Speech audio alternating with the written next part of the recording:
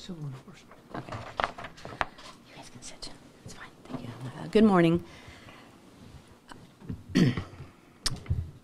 I'd like to introduce the people to my right and my left. This is Deputy District Attorney Chris Dominguez. He's in our white collar unit handling the public integrity cases. To my left is Supervising District Attorney Mike Raceburn. He's the supervisor of the white collar crime financial crimes unit. Today, my remarks will be brief, so and I'll begin now. I'm sorry. Microphones are. Okay. Today, the Kern County District Attorney's Office filed a 2-count complaint against Kern County Supervisor Leticia Perez. The charges are violations of Government Code Section 87100 and Government Code Section 87203. Both charges are misdemeanors. The first count alleges on October 24th, 2017, as a supervisor of the Board of Supervisors of Kern County, Supervisor Perez participated in making or attempting to use her official position to influence a governmental decision in which she knew or had reason to know she had a financial interest. The second count alleges that on or about April 3rd, 2000, excuse me a second. The second count alleges that on or about April 3rd, 2017, Ms. Perez, in her role as an elected official, knowingly failed to file a statement disclosing her investments, interest in real property, and income during the year 2016, as is required by law. Ms. Perez is scheduled to be arraigned on these charges on Wednesday, July 18th. The investigation was conducted over a 4-month period by the Kern County District Attorney's Office Public Integrity Unit. And I would like to thank Chief Scott Tunnicliffe and investigators within that unit for their hard work on this case. Ms. Perez faces a maximum sentence of up to 6 months on each count.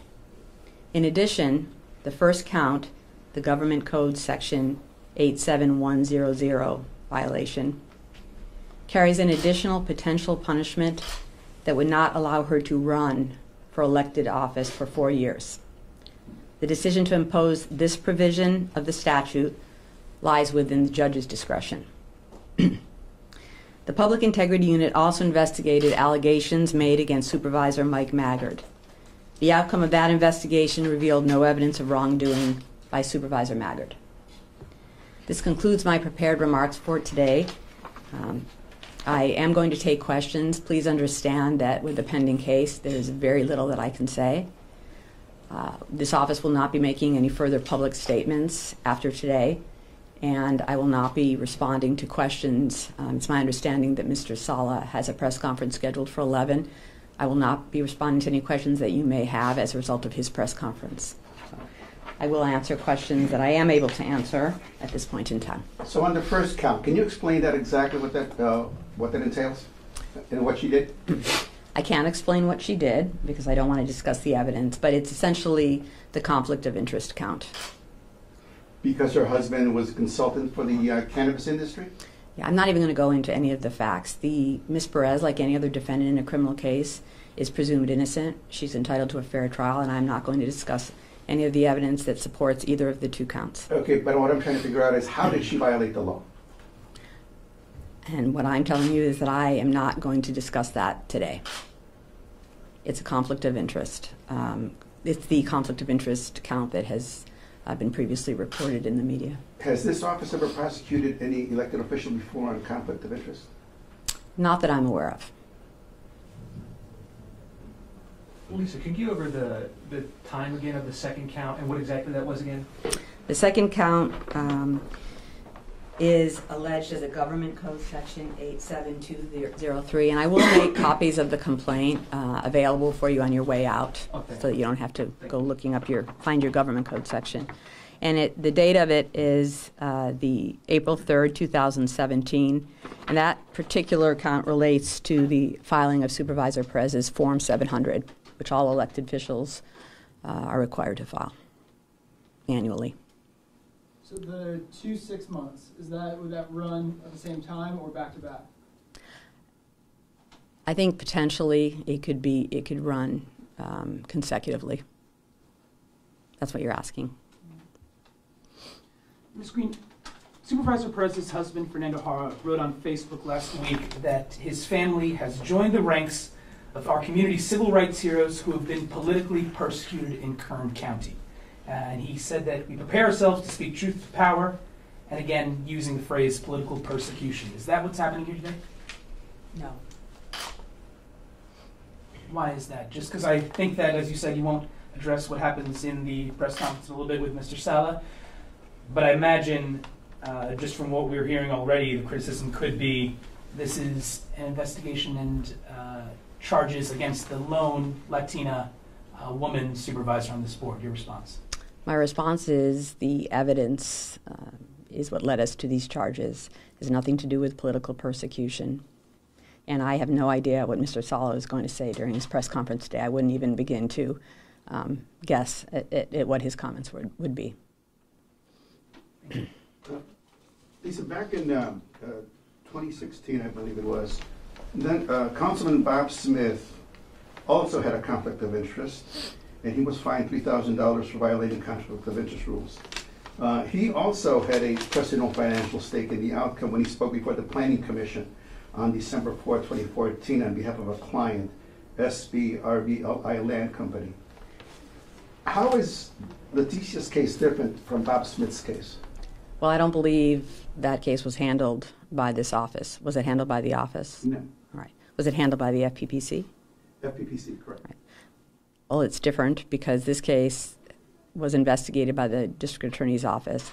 I don't know that that case was referred to our office. This was a very public case with numerous people making public allegations. And at some point it appeared appropriate, and that would have been when we got involved in early February, to begin our own investigation to see, to determine whether there was any truth to these allegations. But I'm unfamiliar with City Councilman Smith's, the facts of that case, and I really can't tell you today whether the FPPC is undergoing their own investigation involving Supervisor Perez. We are distinct agencies, and I have a distinct responsibility as the district attorney in Kern County to prosecute criminal acts, and that's why we filed these charges. Ms. Green, in your view, is this grounds for Supervisor Perez to step down? She's not required to step down. The law doesn't require her to step down. The provision that I mentioned, if she was convicted, would leave it up to the judge to determine whether she could seek elected office in the future. So there's no provision in either of these charges that would require her to step down from her position as a supervisor in Kern County. But if convicted to the maximum sentence, I mean, there's a possibility that we could have a sitting supervisor also be serving time. I think that the decision whether to step down is, if she's convicted or at any time, is completely lies within the purview of Supervisor Perez.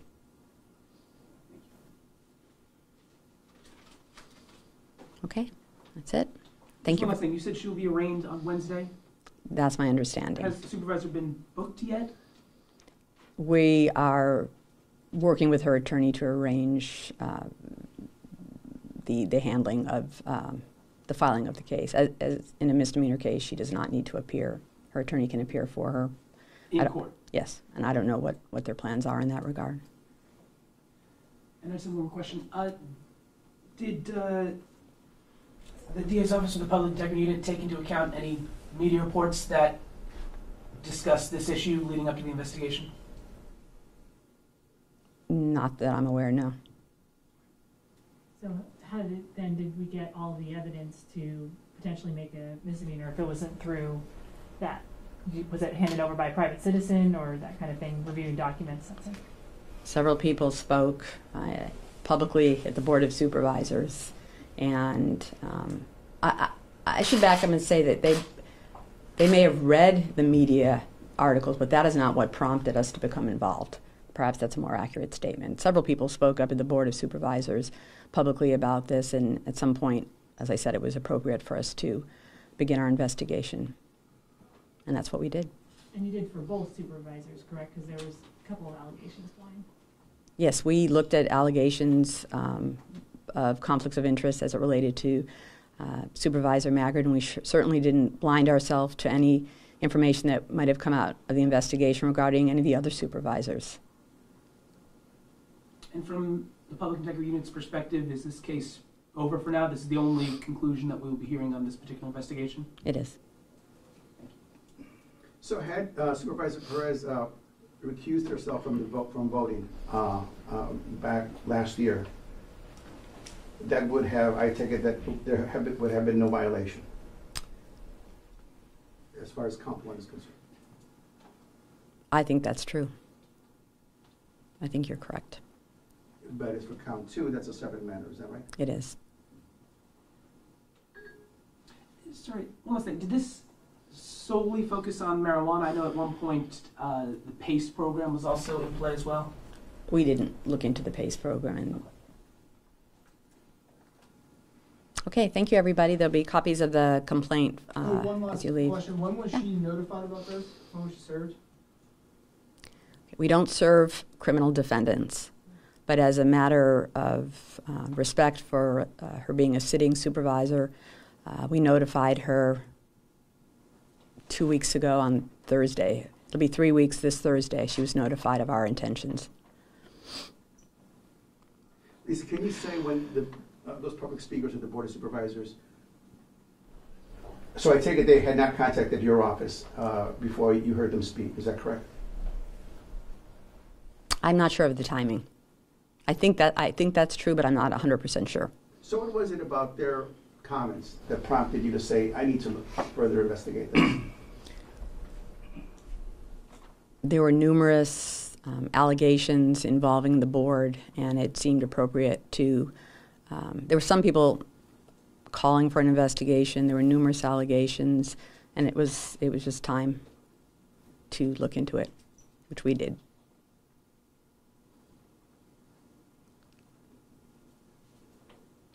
Okay, thank you. Thank you. Thank you.